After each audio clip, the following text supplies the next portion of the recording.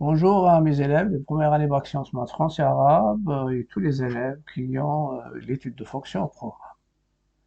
Dans cette vidéo, je vais commencer, ou bien je vais continuer l'étude d'une fonction parce qu'on a déjà stoppé. La dernière chose, c'était sur le tableau de variation et c'est le parcours bien sûr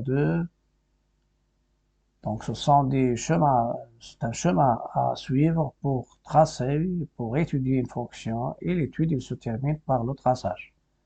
Donc, ce chemin, il commence par le domaine, les limites au bord du domaine, la dérivabilité au point intéressant, et la dérivée normalement, ça, après la dérivée, il y a le tableau de variation.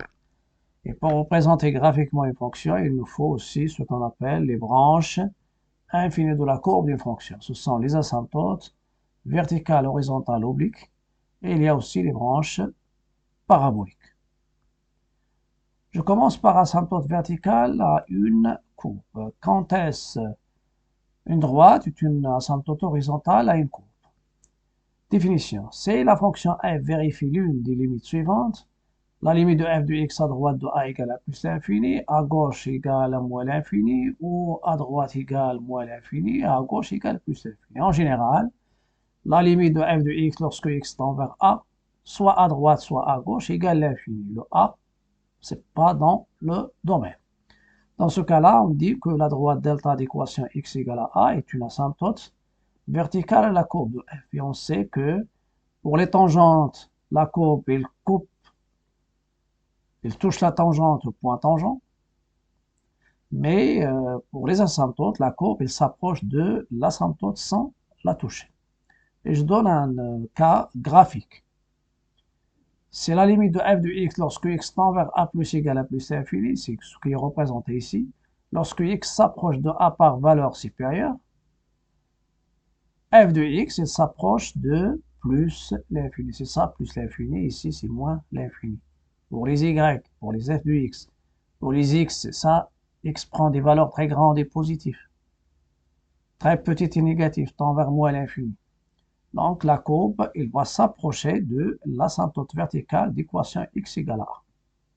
Et même dans le schéma, il y a le cas de, parce que ça, c'est une branche de parabole, de l'hyperbole, pardon. Donc, il y a asymptote aussi horizontale. Deuxième chose, le cas de l'asymptote horizontale. Définition. Si la fonction f vérifie l'une des conditions suivantes, ou bien des limites suivantes, la limite de f de x en plus l'infini égale à L, ou en moins l'infini égale à L. Et on peut rappeler que les asymptotes verticales sont au point qui n'appartient pas au domaine en général. Mais les asymptotes horizontales, elles sont soit en plus l'infini ou bien en moins l'infini.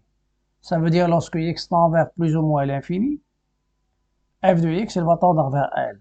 Donc c de f, elle va tendre vers la droite d'équation y égale à L, qui est l'asymptote horizontale.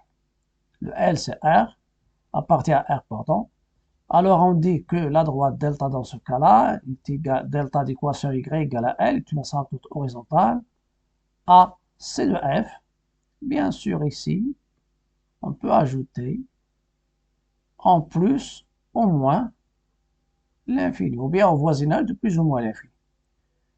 Les asymptotes horizontales et verticales, on peut les en déduire à partir de limites aux bornes des domaines de définition. Position relative, c'est-à-dire ici il y a la question, étudier les positions relatives de la courbe avec son asymptote horizontale. La position relative de la courbe, c'est de f par rapport à son asymptote horizontale, se détermine par le signe de étude de signe de la différence. F de x moins L, tu utilises son signe, soit direct, soit avec un tableau de signes. Sur les intervalles où la différence est positive, C de f, il est au-dessus de l'asymptote horizontale. Et sur les intervalles où la différence est négative, C de f, il est au-dessous de delta. C'est pourquoi je tiens aussi. C'est f de x moins L est supérieur ou égal à 0, alors C de f est au-dessus de delta d'équation y égale à L. Et dans l'autre cas, si la différence est négative, la courbe, elle est au-dessous de delta. Et lorsque la différence s'annule, s'il s'annule, ça donne un point d'intersection de la courbe avec son asymptote horizontale. Un cas graphique, la même chose. J'ai pris le cas de la limite de f de x lorsque x tend vers plus l'infini, f de x elle tend vers L, c'est ça. Le cas de la droite, la courbe elle croît, la fonction elle croît. Donc, au voisinage de plus l'infini, la courbe elle va s'approcher de son asymptote horizontale. Et on verra, pour les asymptotes, il y a aussi l'asymptote oblique. Le cas qu'on a déjà traité, on a traité les deux cas dans les fonctions usuelles.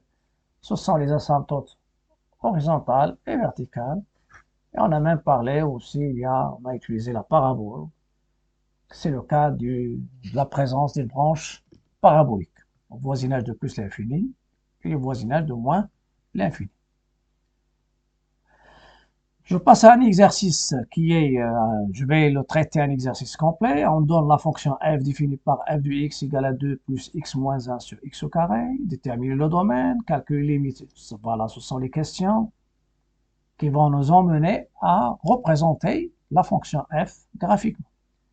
Donc, calculer les limites aux bornes de domaine, en déduire les asymptotes verticales et horizontales à c de f, étudier les positions relatives de c de f par rapport à la droite, delta d'équation y égale à 2. Et aussi, une fois on a étudié les branches infinies, on vous demande d'étudier les variations de f et donner le tableau de variation. Et dans ce cas-là, lorsqu'on parle de variation, il y a une question qui entre ici, c'est le calcul de f' de x sur le domaine et le signe qui va nous donner le tableau de variation. Sixièmement, tracer la courbe de f dans un repère orthonorme. Donc, il y a ces questions, il y a la question de dériver ici. Donc, on va profiter sur des exemples, la possibilité de tracer la première courbe, la courbe de la première fonction qui n'est pas usuelle. Donc, c'est ça ce qui m'intéresse dans l'exercice 1. Vous pouvez mettre pause, chercher, et après, on suivra avec moi les solutions. Je commence par le domaine, x appartient au domaine, équivalent, le dénominateur il est non nul, donc ça donne x différent de 0. Donc d de f, c'est r moins le singleton 0, et il faut l'écrire sous forme d'union d'intervalle pour savoir quelles sont les bornes. Il y a une limite en moins l'infini, une limite en plus l'infini, limite lorsque x s'approche de 0 moins, et l'autre 0 plus. Donc il y a 4 limites. Les limites aux bornes des domaines de définition. Voilà. Limite en moins l'infini, c'est la limite lorsque x tend vers moins l'infini de 2 plus x moins 1 sur x au carré. La constante s'arrête, je calcule la limite de ce rapport. La limite de ce rapport, ce qui est x moins 1 sur x au carré, c'est la limite de x sur x au carré, qui est 1 sur x, et ça va nous donner 0. Donc, la limite de f de x en moins l'infini, ça sera 2. Et j'ai pris ici plus ou moins l'infini, parce que 1 sur x, ça donne 1 sur l'infini. Donc, c'est pourquoi j'ai pris les deux, pour avoir les deux limites. La limite en plus l'infini, c'est 2, et en moins l'infini, c'est 2. La limite de f de x lorsque x tend vers 0 positif, c'est la limite de 2 plus x moins 1 sur x au carré. Le 2, c'est une constante. Je calcule la limite de ce rapport lorsque x tend vers 0 plus, donc c'est x moins 1, donc lorsque x s'approche de 0, ça donne moins 1. Mais le dénominateur, ça donne un 0, mais puisque c'est un carré, c'est un 0 positif. Donc, c'est un 0 positif. Ce que je dois encadrer, c'est ce qui est en haut. Ça c'est la justification. Donc, la limite de f de x, lorsque x tend vers 0 plus, c'est moins l'infini. Donc, il y a une présence ici d'une asymptote horizontale, ici verticale. Le cas de la limite de f de x lorsque x tend vers moins l'infini, 0 moins. La même chose. 2. Je calcule la limite de x moins 1 sur x carré lorsque x tend vers 0 négatif. Ça va nous donner moins 1 sur un 0. Mais quel est le signe du 0? Ça vient d'un carré, donc c'est un 0 positif. Et ça nous donne la limite, c'est moins l'infini. Donc dans ce cas-là, il y a aussi la présence d'une asymptote verticale. Ça, c'est uniquement L plus ou moins l'infini, ça donne moins l'infini. On dit qu'une valeur finie est négligeable devant l'infini. Les interprétations graphiques des limites. La limite de f de x lorsque x tend vers 0 plus égale à moins l'infini, 0 moins égale à moins l'infini, et l'une est suffisante de dire que la courbe de f admet une asymptote verticale d'équation x égale à 0. Donc, je D d'équation x égale à 0 est une asymptote. Donc, c'est une asymptote verticale à la courbe de f lorsque x s'approche de 0 plus, donc à droite et aussi à gauche. Donc, les deux, ils donnent l'infini.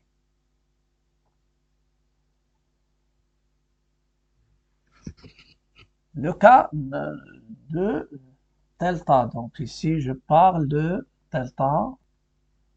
Donc j'ai déjà précisé l'asymptote verticale. Maintenant, je précise l'asymptote horizontale. Vous avez la limite de f de x en plus l'infini égale à 2 et la limite de f de x en moins l'infini égale à 2 et une parmi ces deux-là est suffisante pour en déduire que delta d'équation y égale à 2 est une asymptote horizontale à C de f au voisinage de plus l'infini ou moins l'infini. C'est-à-dire, il y a les deux.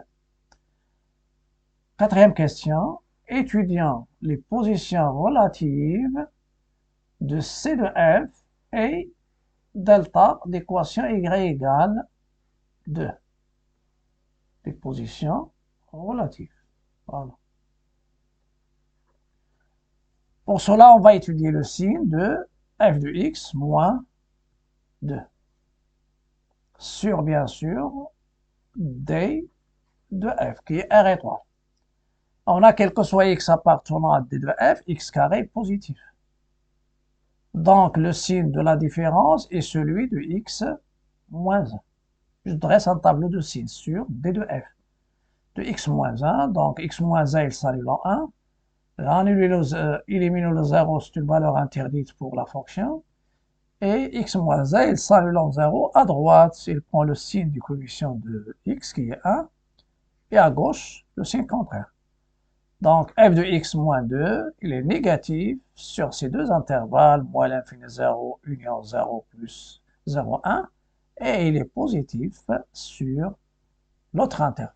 Donc, je peux en déduire que c de f, il est au-dessous de delta sur les deux intervalles et le au-dessus de delta sur l'intervalle 1 plus l'infini. C de f est au-dessus de delta sur l'union de ces deux intervalles et C de f est au-dessus de delta sur 1 plus l'infini. Et je peux même ajouter que delta coupe C de f coupe delta au point A de coordonnées 1, f de 1. Cinquième question, ce sont les variations. Donc, calculant f' de x pour x différent de 0. Je calcule la dérivée avec les techniques que j'ai déjà traitées dans la partie de dérivation. La dérivée de la somme, c'est la somme des dérivées. Une constante, c'est 0. La dérivée des rapports, c'est le u sur v. Donc, on peut appliquer la dérivée de u sur v, c'est la dérivée du numérateur fois le dénominateur, moins le numérateur fois la dérivée du dénominateur sur le dénominateur au carré. Donc, pour tout x appartenant à R étoile, f' de x est 0, donc j'applique x moins 1' fois x au carré, moins x moins 1 fois x au carré, donc j'applique la règle u sur v l'auto-prime, sur u' v, attention, il ne faut pas la renverser, et sur le carré de v. V, c'est quoi? C'est x au carré. Son carré, c'est x à la puissance 4. Ax plus b, ça dérive. C'est a, x carré, ça dérive ici 2x. Je remplace. F', la constante, c'est 0. Ça, c'est donc f' de x, donc 1x au carré, moins x moins 1 fois 2x sur x à la puissance 4. Vous développez, simplifiez. Ça vous donne 2x carré, 2x moins x au carré sur x à la puissance 4. Je factorise. Et je simplifie par x. Et ça nous donne direct, finalement, 2 moins x sur x à la puissance 3 pour tout x appartenant à R étoile. Le x à la puissance 3, son signe, c'est le signe de x au carré. Et c'est le signe, donc son signe, pardon, c'est le signe de x. Parce que c'est x au carré fois x. Je vais dresser un tableau de signes. Vous avez tableau de, c'est pas tableau de variation, oui. Tableau de variation, parce que c'est le signe de la dérivée, qui finira par le tableau de variation. On a f' de x, c'est 2 moins x sur x à la puissance 3. Signe de f' sur R étoile. Donc, je dresse, c'est le signe du numérateur, voilà. Le dénominateur, mais vous avez x à la puissance 3, c'est x fois x au carré, qui est positif strictement sur le domaine. Donc, x à la puissance 3, il prend le signe de x. Il s'annule en 0, mais le 0 n'est pas dans le domaine. Ça, c'est R étoile. Vous allez trouver que 2 moins x, il prend le signe de coefficient de x, ça veut dire négatif à droite. Positif à gauche, x au carré. À droite de 0, il est positif, à gauche, c'est négatif. Le rapport, c'est comme le produit. Et ça vous donne la fonction. Dans ce cas-là, la dérive de la fonction sera décroissante, croissante et après décroissante. Je vais revenir maintenant à l'asymptote, c'est-à-dire l'asymptote horizontale. On a la limite de f de x en plus l'infini c2 et la limite de f de x en moins l'infini c2. Donc, delta d'équation y égale à 2 est une asymptote horizontale à la courbe de f au voisinage de plus ou moins l'infini. Les positions relatives de delta d'équation y égale à 2 avec la courbe. J'étudie le signe de f de x moins 2, qui est x moins 1 sur x au carré, bien sûr sur le domaine qui est R étoile. Et vous avez x carré strictement positif. Donc, le signe de la différence, c'est le signe de x moins 1. Donc, je fais un tableau où il y a x moins 1 qui s'annule en 1. Le domaine de définition, il y a éliminer le 0. f de x moins 2, ce sera négatif sur ces deux intervalles, positif. Donc, la différence négative sur ces deux intervalles, ça veut dire c de f, il est au-dessous de delta sur les deux intervalles. Et sur 1 plus l'infini, la courbe, ce sera au-dessus de delta. Donc, c'est de f, il est au-dessous de delta, ou bien en dessous de delta sur l'union des deux intervalles, et au-dessus de delta sur l'intervalle 1 plus l'infini. J'ajoute cf coupe de delta au point A de coordonnées 1, 2. Pour les variations. Pour les variations, je vais calculer la dérivée. Calculant f' du x pour x différent de 0. f' du x, c'est la dérivée de la somme, donc c'est la somme des dérivées. La dérivée de 2, c'est 0. Ça, c'est la dérivée des rapports. Vous avez la dérivée de u sur v. dérivée de u sur v prime, donc u prime v moins u prime v moins uv prime sur v au carré. Attention, tu dérives le numérateur le premier. Donc ça donne x moins 1 prime fois x au carré, moins x moins 1 fois la dérivée de x au carré sur le x carré, qui est x à la puissance 4. Ça vous donne x carré moins x moins 1 fois 2x, c'est la dérivée de x carré, développée, et ça va vous donner, la dérivée, c'est 2x moins x au carré sur x à la puissance 4, et vous pouvez simplifier par x en factorisant, et ça vous donne 2 moins x sur x à la puissance 3, mais attention, le dénominateur, c'est pas positif. Le x à la puissance 3, il prend le signe de x. Voilà. Table de variation, on a f' de x, c'est 2 moins x sur x à la puissance 3, pour x différent de 0. Le signe de f' de x sur r étoile, je fais un tableau, où il y a 2 moins x qui s'annule en 2. Le tableau sur le domaine de définition, sur r étoile. Donc négatif, positif, positif. Le signe de A, c'est négatif ici. On le signe de A à droite, signe contraire à gauche. X à la puissance 3, c'est x fois x au carré. X carré positif, donc le cube, il prend le signe de x. Et les positifs, pour les x strictement positifs, négatif pour les autres.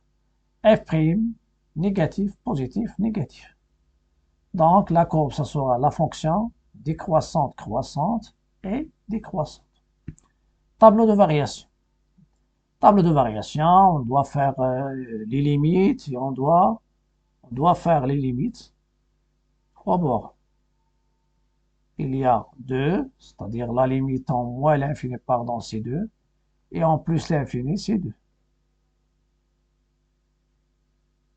Flèche, elle commence, donc au début, lorsque x tend vers 0 moins, c'est moins l'infini, lorsque x tend vers 0 plus, c'est moins l'infini aussi. Pourquoi je fais ça avec le marqueur? Pour vous montrer que tableau de variation, ça il doit être complet avec les limites. Valeur maximale, minimale. Il y a valeur maximale. C'est 9 sur 4. 9 sur 4, c'est à peu près, c'est égal à 2,25. Et lorsque la dérivée s'annule, la tangente, sa pente, les droites dans la pente négative, ce sont les parallèles à l'axe des abscisses. Donc, c'est pourquoi avant de représenter, essayez de voir les points où la dérivée s'annule, il y a des tangentes. Et je peux inspirer bien sûr la courbe de f à partir de tableau de variation et les asymptotes. Normalement ici, la courbe, elle s'approche de l'asymptote, elle décroît, mais la courbe, elle va s'approcher de l'asymptote horizontale d'équation y égale à 2. C'est ça, y égale à 2, au voisinage de moins l'infini.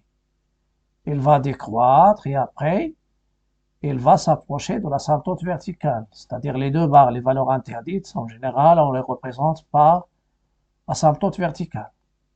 Après, deuxième tranche, elle croît de l'asymptote verticale vers la tangente horizontale, le maximum. Et après, il décroît, et elle va s'approcher de l'asymptote oblique d'équation y égale à 2, voisinage de plus l'infini. Ça, c'est uniquement, c'est un croquet qui va vous montrer comment je fais le traçage avec le tableau de variation et les branches infinies. Maintenant, je donne une remarque que j'ai déjà utilisée. Si f' de a égale 0, alors la courbe de f admet une tangente horizontale au point A de coordonnées AF de A. Ça veut dire il y a les droites dans la pente est nulle, et si vous voulez calculer, déterminer l'équation, son équation c'est quoi? C'est y égale à f' de a facteur de x moins a plus f de a. Vous allez trouver que l'équation c'est y égale f de a, donc je vais la représenter par double flèche centrée au point tangent. Donc, il y a le cas croissante, décroissante, ou bien décroissante, croissante, ou bien le cas croissante, croissante, il traverse la tangente au point tangent, on verra que c'est le cas d'un point d'inflexion, ou bien décroissante, il continue à décroître. Ça dépend de la situation des tableaux de variation. Je passe maintenant, sixièmement, la courbe de f. Voilà, la courbe de f.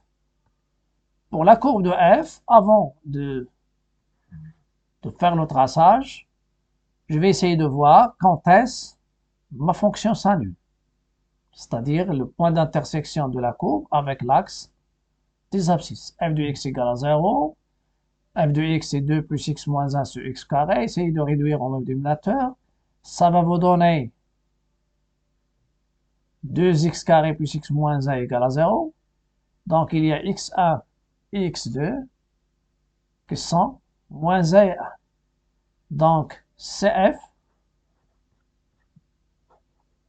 coupe l'axe OX au point d'abscisse. Quelles sont les abscisses? Les ordonnées sont nulles. D'abscisse, moins 1 et 1. Et je vais vous donner la représentation que j'ai déjà donnée en croquet. Je vais la donner dans un repère orthonormé. Donc, dans un repère orthonormé, c'est ça. Donc, je trace le repère orthonormé, l'axe des x, l'axe des y. De préférence, les asymptotes, il faut qu'ils soient différentes, la couleur différente de l'axe des axes, le repère. Donc, la droite d'équation y égale à 2. Et il y a x égale 0, vertical. Je note le point, je précise le point où il y a la tangente. C'est le point A. Tangente horizontale, deux flèches. Centrées. Ils ont normalement le centre, c'est le point tangent. Les points d'intersection avec l'axe des abscisses. Il y a le point 1, 0 et le point moins 1, 0. Et je peux, à partir des tableaux de variation, si je reviens au tableau de variation, il y a deux tranches. Moins l'infini 0, il y a 0 plus l'infini. Sur moins l'infini 0, la courbe il décroît de l'asymptote delta vers, il décroît, il va s'approcher de l'asymptote horizontale, il coupe l'axe des abscisses au point d'abscisse au point moins 1, 0. L'autre cas, l'autre tranche, il va croître jusqu'à, il touche la tangente au point tangent, il coupe l'axe des abscisses au point 1, 0, et après, il décroît et il va s'approcher de l'asymptote horizontale d'équation y égale à 2. Donc, ça sera tout pour cette vidéo. N'oubliez pas de liker, partager, commenter et à la prochaine vidéo. Pour moi, j'ai le stylet, c'est pourquoi je représente avec les pointillés. Mais pour vous, je vous conseille de faire le traçage avec le crayon. Ça marche bien et ça vous donne ce qui est demandé. À bientôt et à la prochaine vidéo.